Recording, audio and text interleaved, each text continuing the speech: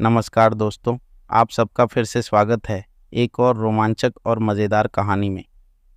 पिछली बार हमने जाना कि पांडवों ने अज्ञातवास के बाद उपप्लव्य नगर में निवास किया और युद्ध की तैयारी के लिए मित्र राजाओं को बुलाया। अभिमन्यु और उत्तरा का विवाह संपन्न हुआ। कृष्ण ने संधि के लिए दूत भेजने की सलाह दी, पर सात्यकी ने युद्ध की आवश्यकता जताई। श्री कृष्ण अर्जुन और दुर्योधन के द्वारका पहुंचने पर कृष्ण ने सेना या स्वयं को चुनने का विकल्प दिया। अर्जुन ने कृष्ण को चुना, जबकि दुर्योधन ने सेना। राजा शल्य, पांडवों के मामा, धोखे से दुर्योधन के पक्ष में आ गए, लेकिन उन्होंने वादा किया कि युद्ध में कर्ण का सारथी बनकर अर्जुन की रक्षा करेंगे। अब आइए जानते हैं आगे की कहानी है। राजदूत संजय उपप्लव्य नगर में रहते हुए पांडवों ने अपने मित्र राजाओं को दूतों द्वारा संदेश भेजकर कोई 7 अक्षौहिणी सेना एकत्र की। उधर कौरवों ने भी अपने मित्रों द्वारा काफ़ी बड़ी सेना इकट्ठी कर ली, जो 11 अक्षौहिणी तक हो गई थी।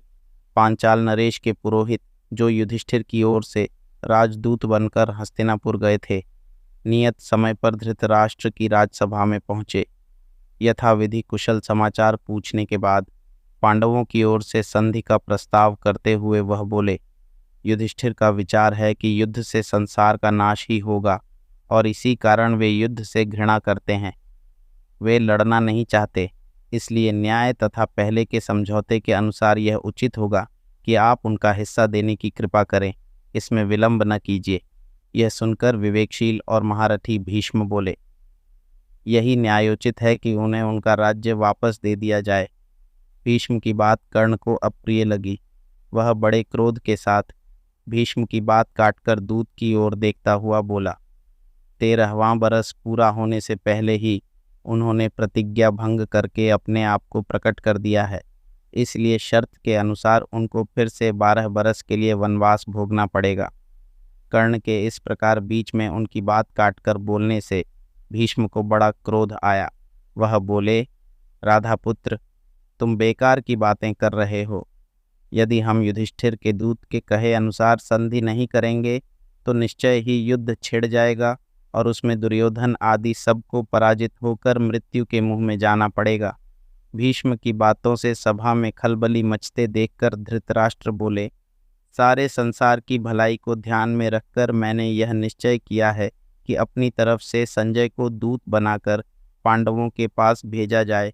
फिर धृतराष्ट्र ने संजय को बुलाकर कहा, संजय, तुम पांडु पुत्रों के पास जाओ। वहाँ श्री कृष्ण, सात्यकी, विराट आदि राजाओं से भी कहना कि मैंने सप्रेम उन सबकी कुशल पूछी है। वहाँ जाकर मेरी ओर से युद्ध न होने की चेष्टा करो। संजय उपप्लव्य को रवाना हो गए। वहाँ पहुंचकर युधिष्ठिर की सभा में सबको विधिवत प्रणाम करके बोले, धर्मराज, महाराज धृतराष्ट्र ने आपकी कुशल पूछी है और कहा है कि वह युद्ध की बात नहीं करना चाहते, वह तो आपकी मित्रता चाहते हैं। संजय की ये बातें सुनकर राजा युधिष्ठिर बड़े प्रसन्न हुए और बोले, मैं तो संधि ही चाहता है। युद्ध का विचार करते ही मेरा मन घृणा से भर जाता है। यदि हमें अपना राज्य वापस मिल जाए तो हम अपने सारे कष्ट भूल जाएंगे। संजय ने कहा, युधिष्ठिर, धृतराष्ट्र के पुत्र न तो अपने पिता की बात पर ध्यान देते हैं, न भीष्म की ही कुछ सुनते हैं। आप सदा से ही न्याय पर स्थिर हैं। आप युद्ध की चाह न करें। संजय की ये बातें सुनकर युधिष्ठिर बोले, संजय, श्री कृष्ण दोनों पक्षों के लोगों के हित चिंतक हैं। वह जो सलाह देंगे वैसा ही मैं करूँगा। तभी श्री कृष्ण बोले, मैं स्वयं हस्तिनापुर जाना उचित समझता हूँ। मेरी यही इच्छा है कि कौरवों से संधि की जा सकती हो तो की जाए। श्री कृष्ण के बाद युधिष्ठिर फिर बोले, संजय, कौरवों की राजसभा में जाकर महाराज धृतराष्ट्र को मेरी तरफ से प्रार्थना पूर्वक संदेश सुनाना कि कम से कम हमें 5 गांव ही दे दें। हम पांचों भाई इसी से संतोष कर लेंगे और संधि करने को तैयार होंगे। युधिष्ठिर का यह संदेश लेकर संजय पांडवों तथा श्री कृष्ण से विदा होकर हस्तिनापुर को रवाना हो गए। राजसभा में आकर उन्होंने युधिष्ठिर की सभा में जो चर्चा हुई थी उसका सारा हाल कह सुनाया। संजय के इस प्रकार कहने पर भीष्म दुर्योधन को दोबारा समझाने के बाद धृतराष्ट्र से बोले, राजन, कर्ण बार बार यही दम भर रहा है कि खत्म कर डालूंगा, किंतु मैं कहता हूं कि पांडवों की शक्ति का 16वां हिस्सा भी उसमें नहीं है। तुम्हारा पुत्र उसी के कहे में चलता है और अपने नाश का आप ही आयोजन कर रहा है। विराट नगर पर आक्रमण करते समय जब अर्जुन ने हमारा दर्प चूर कर दिया था, तब कर्ण वहीं तो था। गंधर्व जब दुर्योधन को कैद करके ले गए थे, तब यह डपोरशंख कर्ण कहाँ छिप गया था? गंधर्वों को अर्जुन ने ही तो भगाया था और दुर्योधन को उनकी कैद से मुक्त किया था। इसके बाद धृतराष्ट्र ने संतप्त होकर दुर्योधन को समझाया, बेटा, भीष्म पितामह जो कहते हैं वही करने योग्य है। युद्ध न होने दो, संधि करना ही उचित है। दुर्योधन, जो यह सब बातें सुन रहा था, उठा और अपने पिता को साहस बढ़ाता हुआ बोला, पिताजी, आप भी कैसे भोले हैं, जो यह भी नहीं समझते हैं कि स्वयं युधिष्ठिर हमारा सैन्य बल देखकर घबरा उठे हैं और इसी कारण आधे राज्य की बात छोड़कर अब केवल 5 गांवों की याचना कर रहे हैं।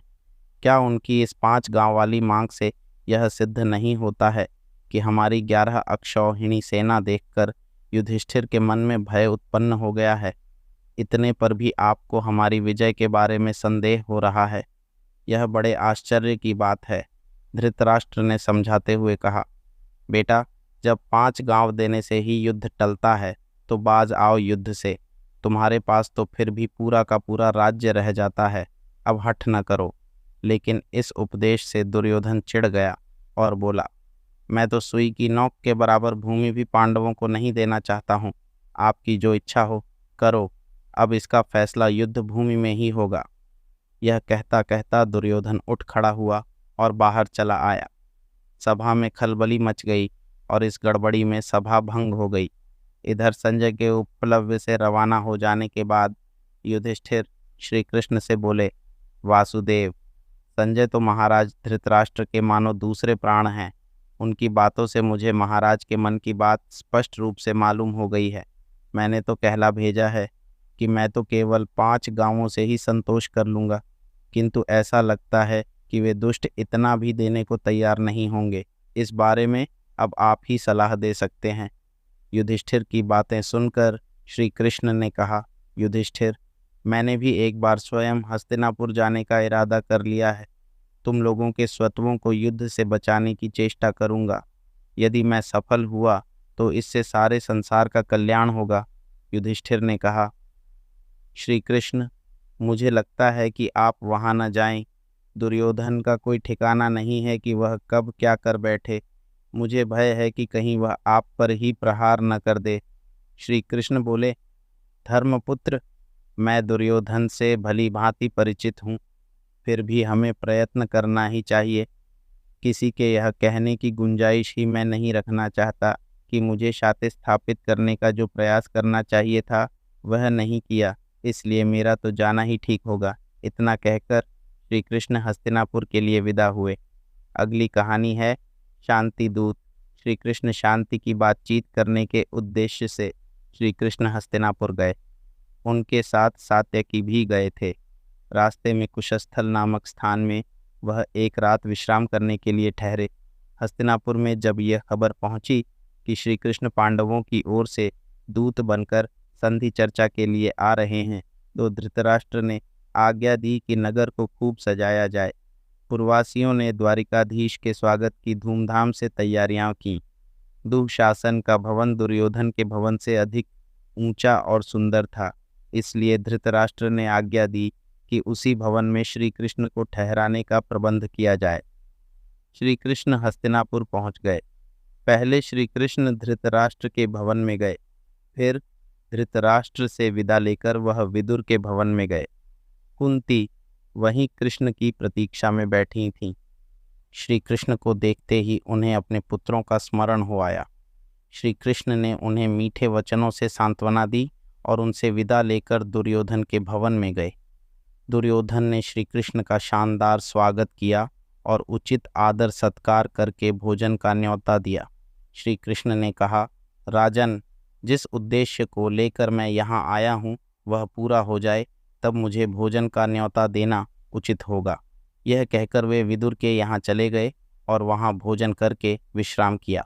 इसके बाद श्री कृष्ण और विदुर में आगे के कार्यक्रम के बारे में सलाह हुई। विदुर ने कहा, उनकी सभा में आपका जाना भी उचित नहीं है।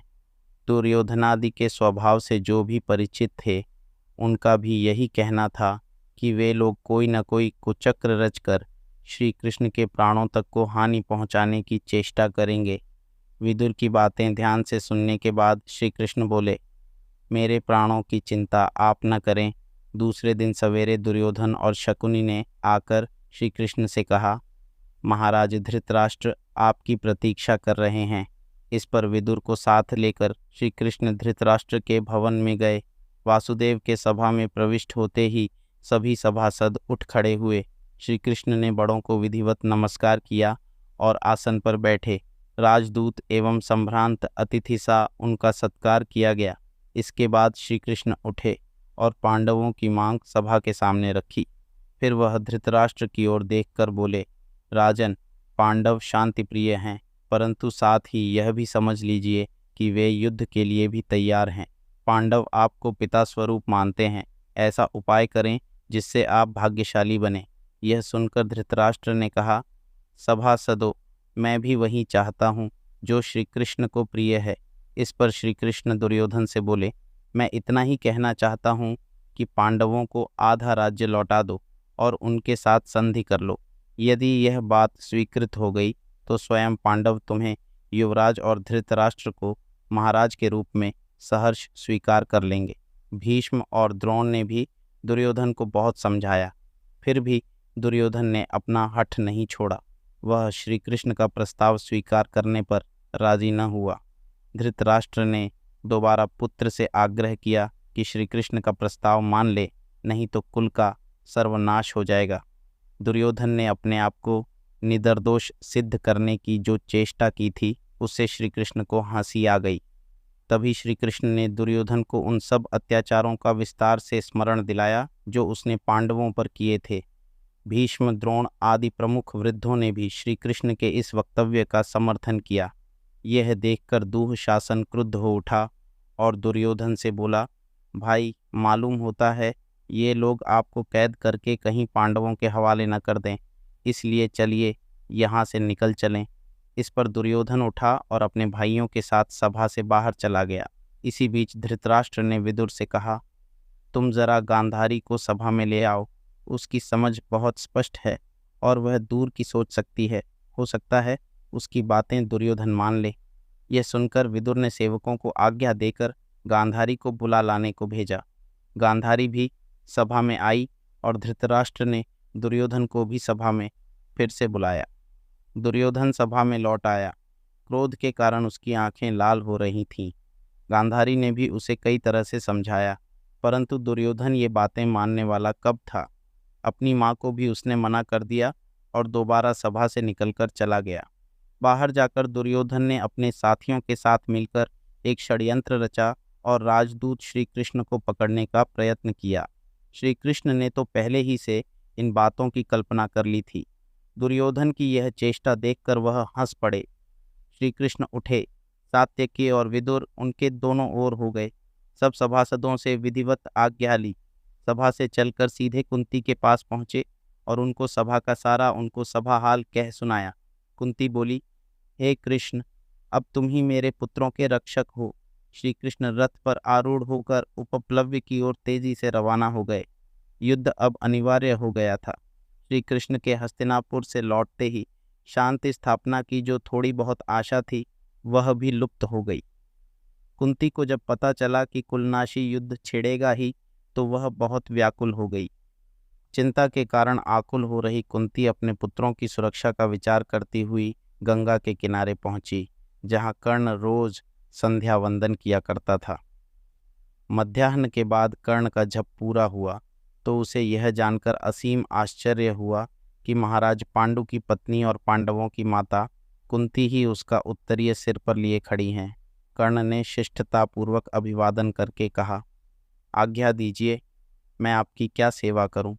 कुंती ने गदगद स्वर में कहा, कर्ण, यह न समझो कि तुम केवल सूत पुत्र ही हो, न तो राधा तुम्हारी माँ है, न अधिरथ तुम्हारे पिता।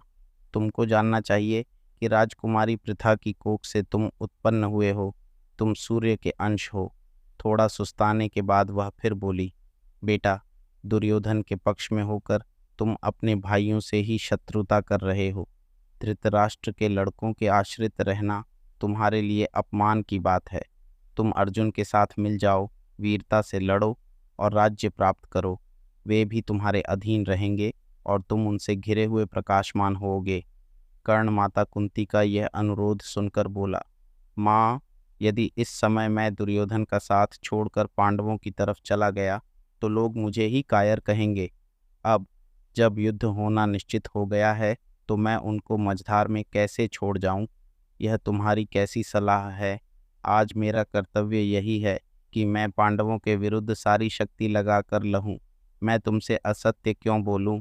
मुझे क्षमा कर दो, लेकिन हाँ, तुम्हारी भी बात एकदम व्यर्थ नहीं जाएगी। अब मैं यह करूँगा कि अर्जुन को छोड़कर और किसी पांडव के प्राण नहीं लूँगा।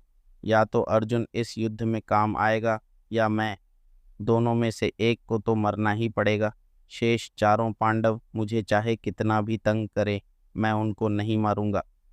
माँ, तुम्हारे तो 5 पुत्र हर हालत में रहेंगे, चाहे मैं मर जाऊं चाहे अर्जुन, हम दोनों में से एक बचेगा और बाकी 4 तो रहेंगे हों। तुम चिंता न करो। अपने बड़े पुत्र की ये सारी बातें सुनकर माता कुंती का मन बहुत विचलित हुआ, परंतु उन्होंने उसे अपने गले से लगा लिया और बोली, तुम्हारा कल्याण हो। कर्ण को इस प्रकार आशीर्वाद देकर कुंती अपने महल में चली आई। दोस्तों, अगर आपको हमारी ऐसी रोमांचक और मज़ेदार कहानियाँ सुनना पसंद है तो हमारे चैनल को सब्सक्राइब ज़रूर करें, ताकि आप एक भी कहानी मिस न करें। हर कहानी आपको एक नई दुनिया में ले जाएगी, जहाँ शौर्य, वीरता और रोमांच का संगम होगा। तो देर किस बात की, अभी सब्सक्राइब करें और हमारे साथ इस अद्भुत सफ़र का हिस्सा